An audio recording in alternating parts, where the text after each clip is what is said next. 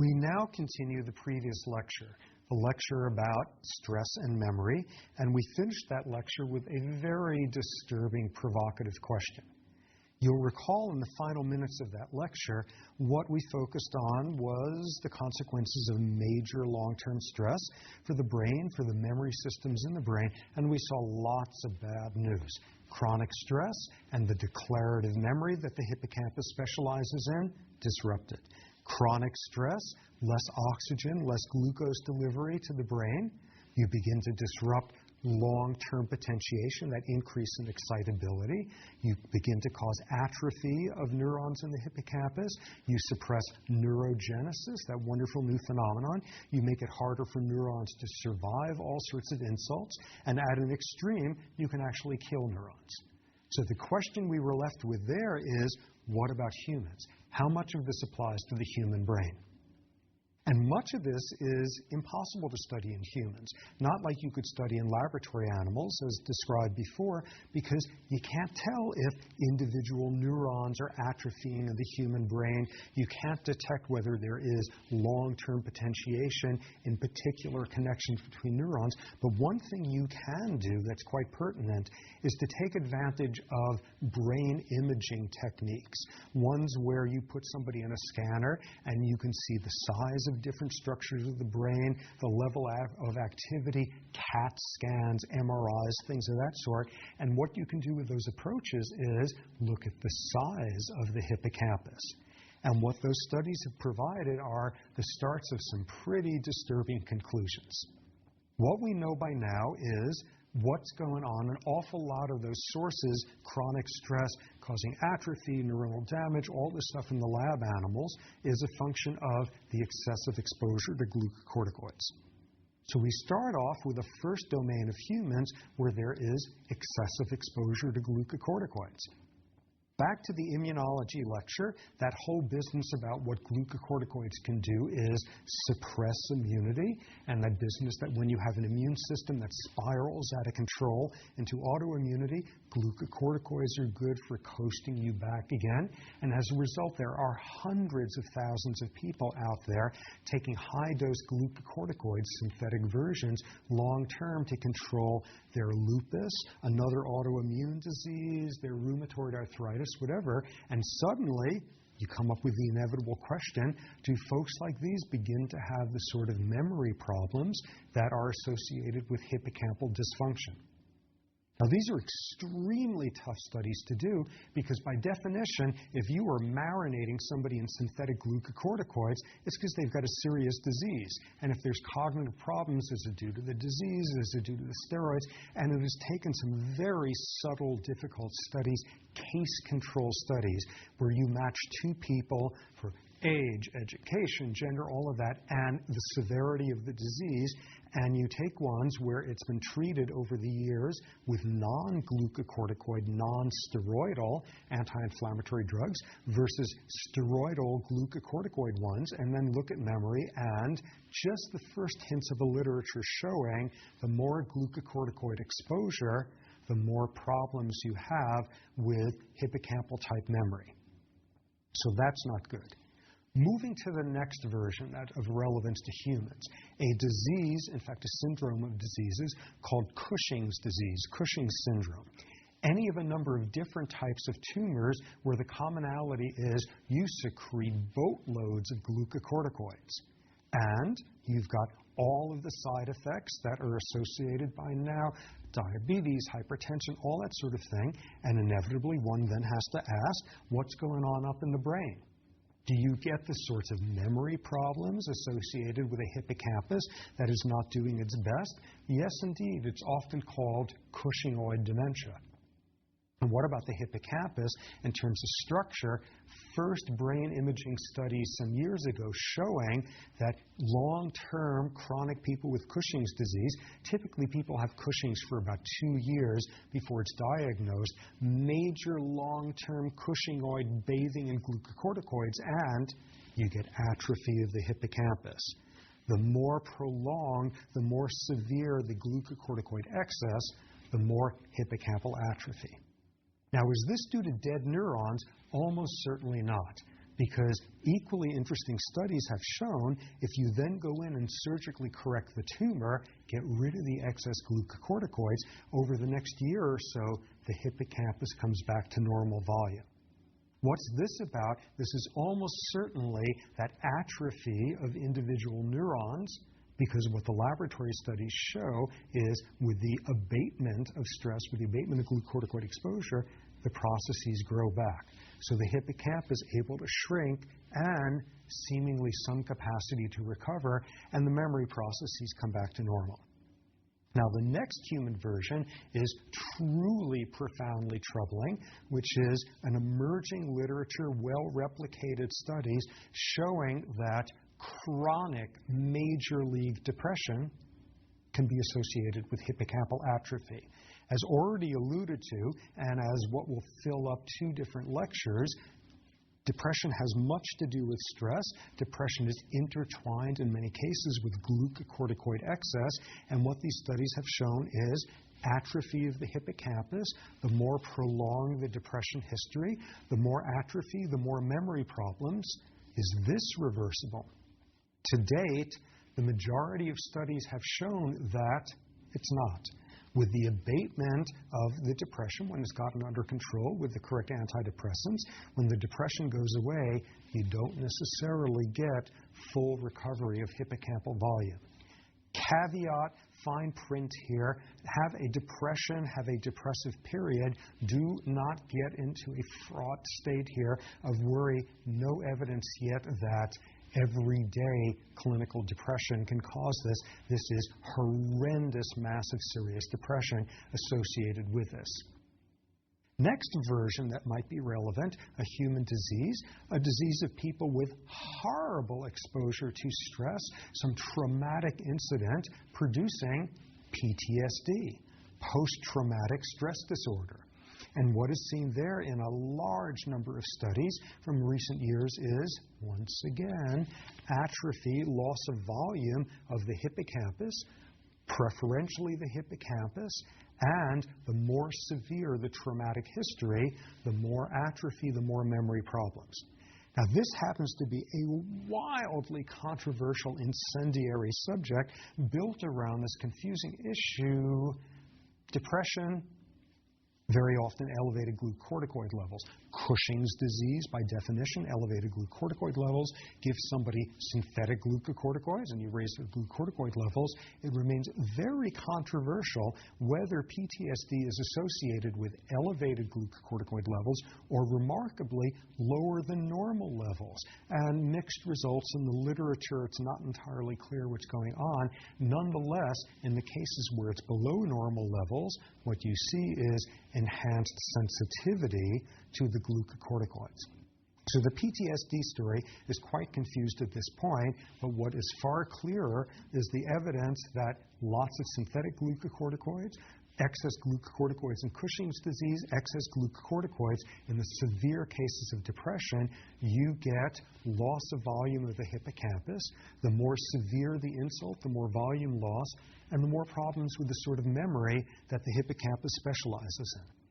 Okay, disturbing bad news, but this is disturbing bad news at some of the extremes of things that can go wrong. Tumors, major depression, all of that. What about more everyday stressors? What about, for example, chronic occupational stressors? And there was a remarkable, fascinating study that was done some years ago, published in the journal Nature, which is probably the most prestigious journal in the world. And what this was about was looking at people with a certain occupational stress.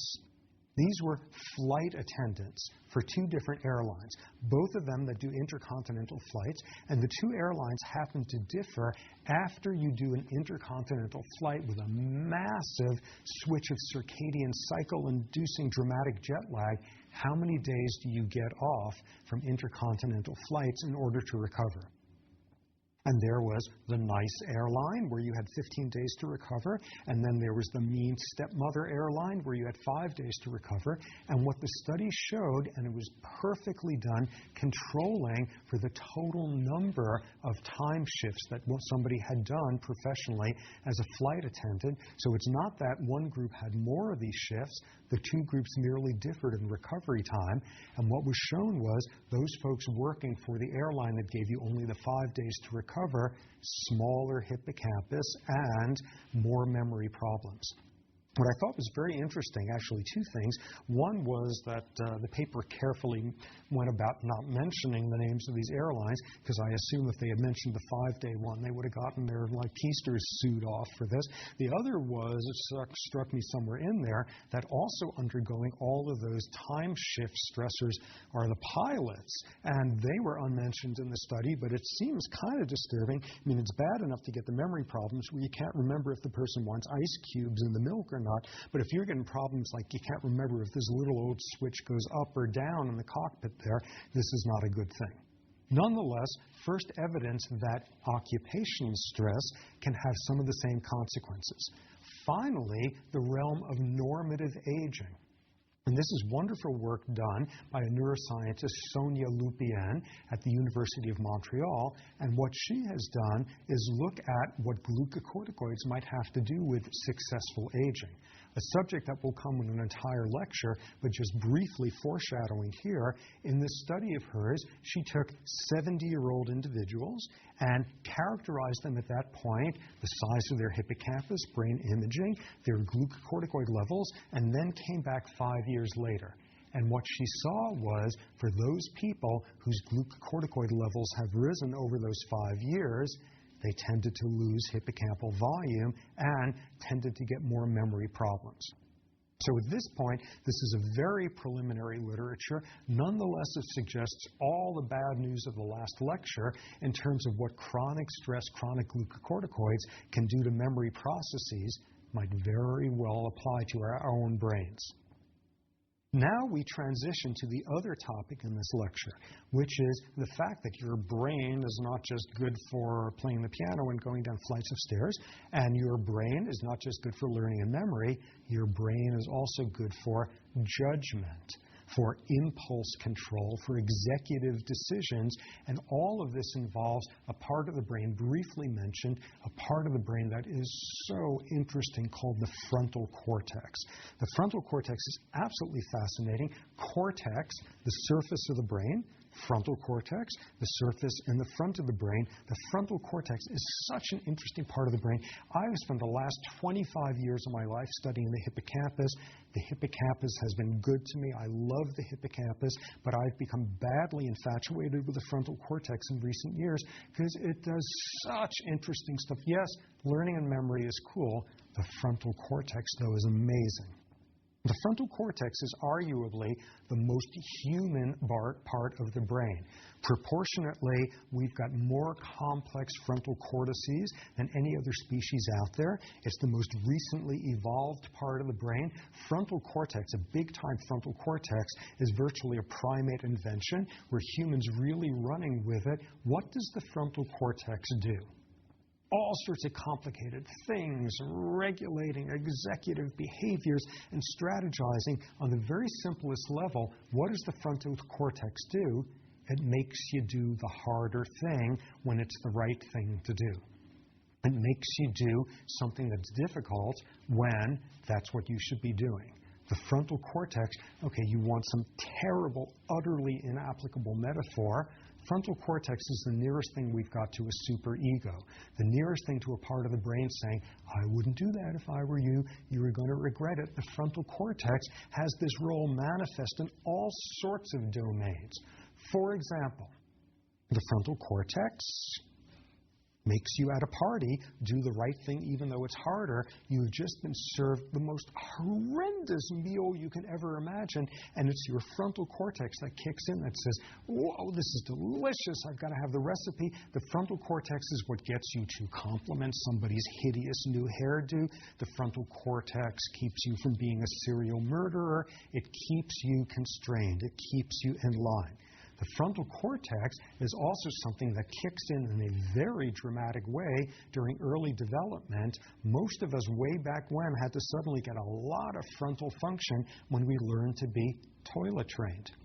And that is something that soon moved from frontal executive control to implicit pathways.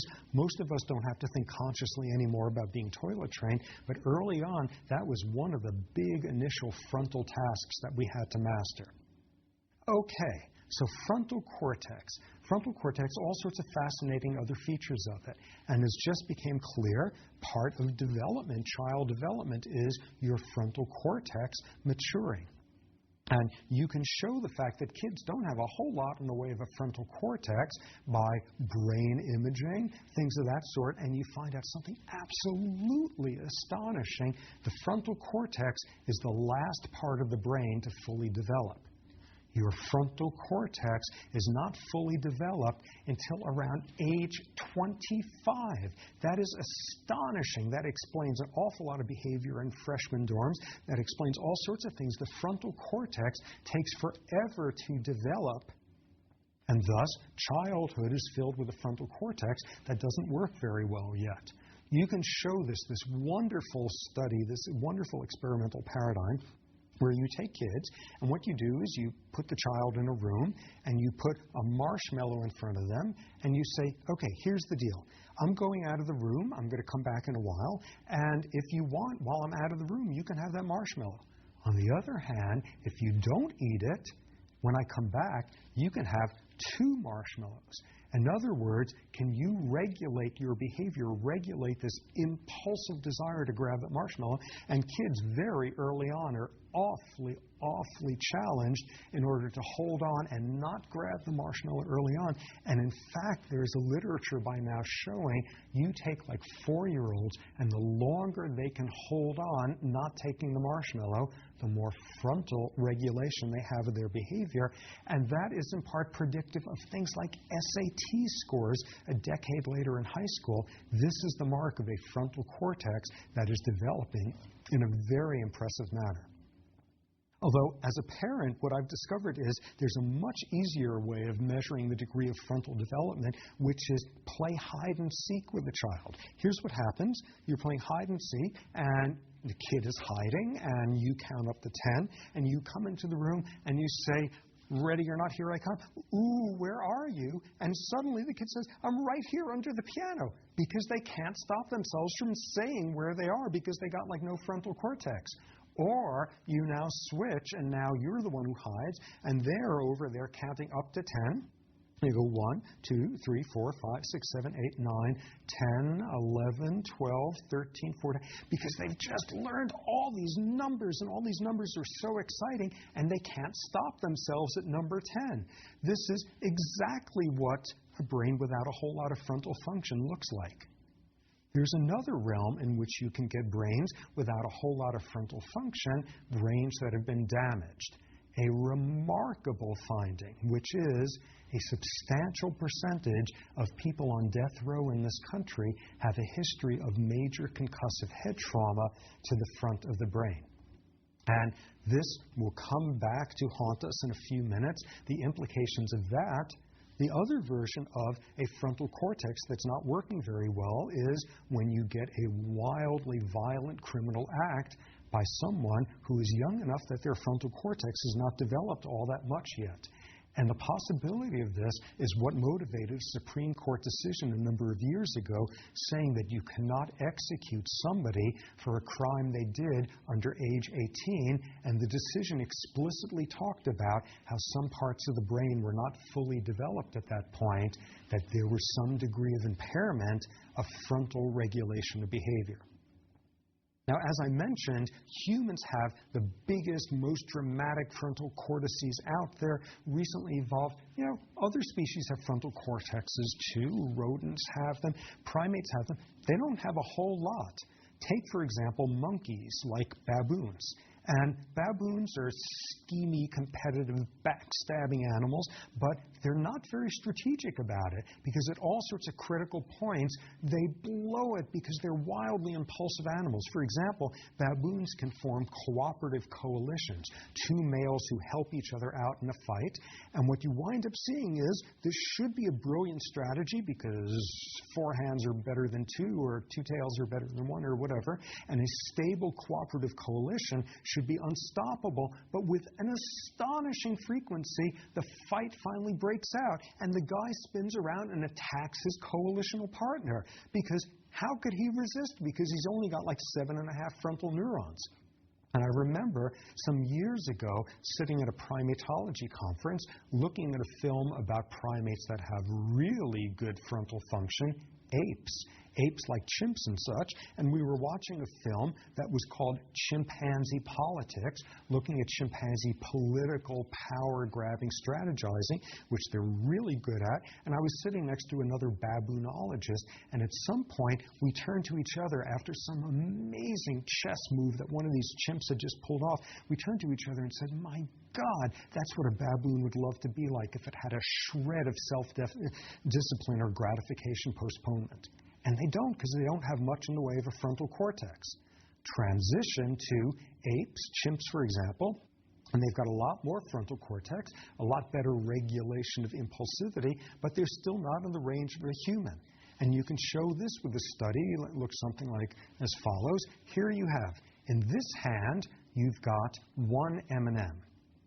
In this hand, you have 5 M&Ms. The chimp has a choice as to which hand to reach for.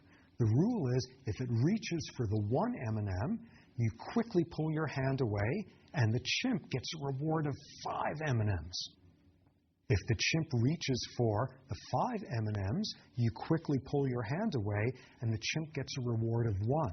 In other words, if the chimp is disciplined and ignores the 5 M&Ms right there and instead is going for the tougher decision, going for the 1 M&M, it gets the much bigger reward. Chimps cannot do that. They are ready to reach for the 1 M&M to do the more disciplined thing, and they just can't stop themselves. They reach over for the 5 because the chocolate is right there in their face and it smells so good, and they don't have enough frontal neurons to make them do the right strategic thing. Go for the 1 M&M because you get the bigger reward.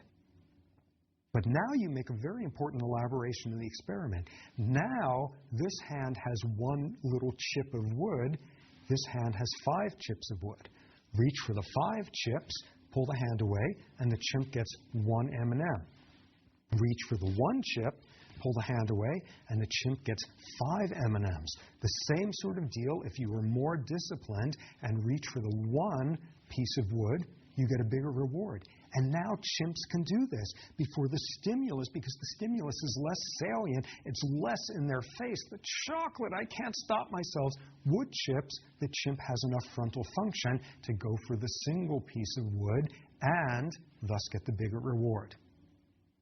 Now, as alluded to when talking about people in sort of who have come into the criminal justice system with a history of concussive head trauma in the front, history of frontal damage, there's a whole challenging world out there of what happens when people get frontal damage. And in terms of organic impairment, a problem with the brain that the courts generally recognize, there is the gold standard out there, which is when somebody is so organically impaired, so neuropsychiatrically troubled that, as the standard goes, they can't tell the difference between right or wrong. Trivia fans, this is something called the McNaughton rule in criminality, and it often goes with people with severe schizophrenia where they can't tell the difference between right and wrong. Get somebody with frontal damage, and they can tell the difference between right and wrong. They simply can't regulate their behavior. They don't have volitional control. And these are often people, in fact, who can verbalize what the appropriate rules are, can verbalize what the strategy should be, could verbalize saying, I know I should reach for the 1 M&M because I get a bigger reward that way, and then they go for the 5. because they can't control their behavior. And this is a huge challenge in the criminal justice system. This is not McNaughton. You can't tell the difference between right and wrong. This is you can tell the difference, but because of an organic impairment, you can't regulate your behavior.